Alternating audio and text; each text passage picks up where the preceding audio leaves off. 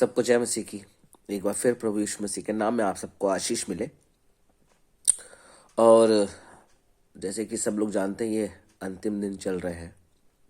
ये अंतिम दिन में कैसे लोग होंगे और कैसा समय होगा, इसके बारे में बाइबल कुछ बताती है, वचन बताता है परमेश्वर का।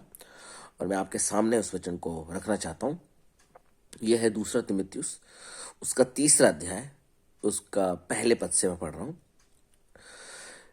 पर यह स्मरण रख कि अंतिम दिनों में कठिन समय आएंगे, क्योंकि मनुष्य स्वार्थी, लोभी, डींगमार, अभिमानी, निंदक, माता पिता की आज्ञा टालने वाले, कृतघ्न, अपवित्र, दया रहित, क्षमा रहित, दोष लगाने वाले, असंयमी, कठोर, भले के बैरी, विश्वासघाती, ढीठ, घमंडी और परमेश्वर के नहीं वरन सुख विलास ही के चाहने वाले होंगे।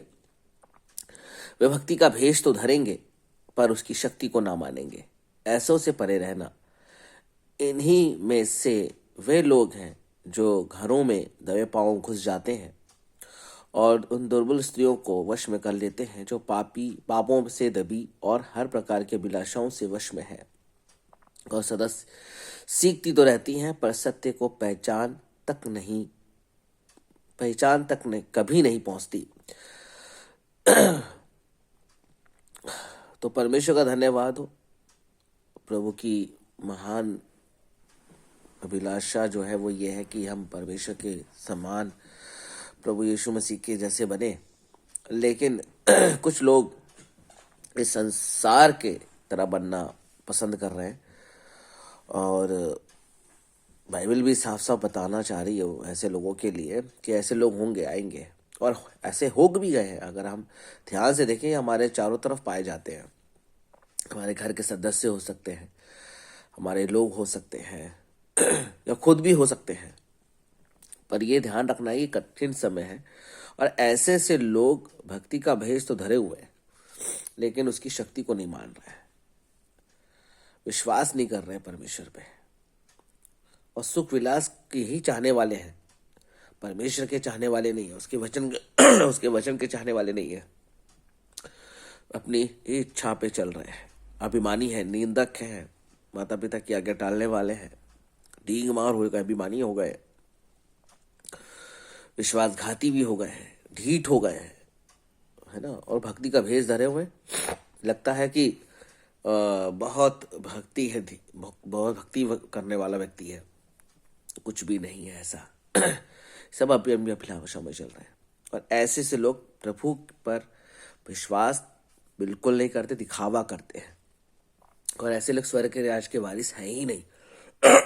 अगर आप इस वचन को अगर ध्यान से समझे, तो इनमें से कोई चीजें अपने अंदर भी, हमारे अंदर ही पाई जाती है, और ऐसे लोग, हम लोग कभी भी परमेश्वर के राज के वारिस बिल्कुल नहीं बन सकते।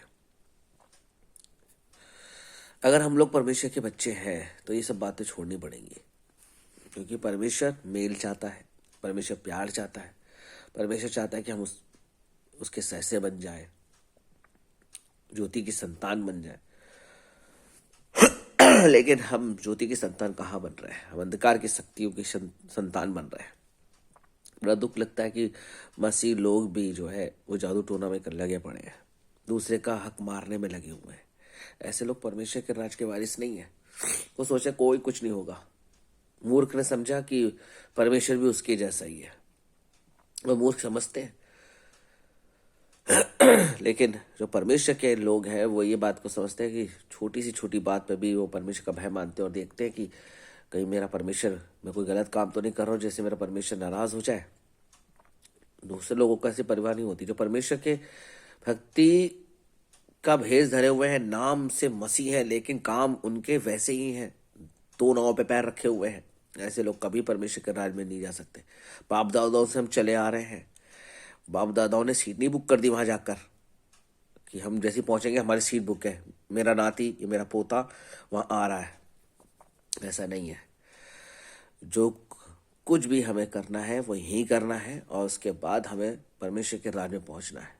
तो अभी ही परमेश्वर बुद्धि दिए, इसको समझे, जाने, और पवित्रता की ओर आगे बढ़ाए, चलते रहे।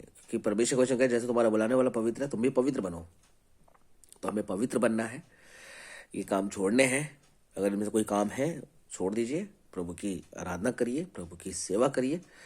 प्रभु की सेवा का मतलब प्रभु का लोगों से प्यार करिए उनके सुख दुख में उनके लिए दुआ करिए, प्रभु इससे बहुत खुश होगा। तो इस वचन के द्वारा प्रभु आप सबको आशीष दे। और यही है, सबका यही रहता है कि परमेश्वर के जैसे हो जाए, और जब हम इस संसार को छोड़े तो अपने पिता से जरूर मिले। कहीं पता गेट से ही बाहर कर दिया। तो मेरे प्रियो, प्रभु इस वचन से आपको आशीष दे। सबको जय मसीह की।